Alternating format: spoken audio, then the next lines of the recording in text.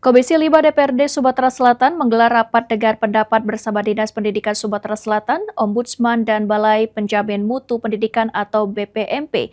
Rapat ini membahas polemik sistem penerimaan murid baru atau SPMB di SMA Negeri 11 dan SMA Negeri 20 Palembang.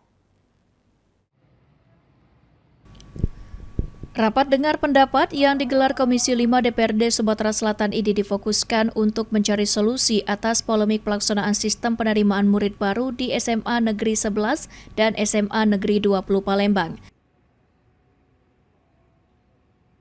Usai rapat, Ketua Komisi 5 DPRD Sumatera Selatan, Alwis Gani menyatakan bahwa berdasarkan hasil pembahasan pelaksanaan SPMB tahun 2026 dinilai tidak menemukan pelanggaran yang bersifat mendasar. Meski demikian, DPRD Sumatera Selatan akan terus melakukan evaluasi dan berkoordinasi dengan Kementerian Pendidikan Dasar dan Menengah agar pelaksanaan SPMB pada tahun mendatang dapat berjalan lebih baik, lebih transparan, dan mampu mengantisipasi berbagai kendala di lapangan.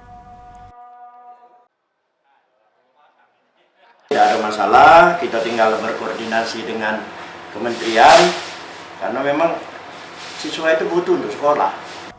Sementara itu, Kepala Dinas Pendidikan Sumatera Selatan, Mondia Boni, menyampaikan pihaknya akan segera mencari solusi atas berbagai persoalan yang muncul, termasuk melengkapi sarana dan prasarana di SMA Negeri 11 dan SMA Negeri 20 Palembang. Mencari solusi bagi SMA 11 dan SMA 20. Kedepan diharapkan kualitas layanan pendidikan lebih lagi dan pelaksanaan SPMB lebih optimal.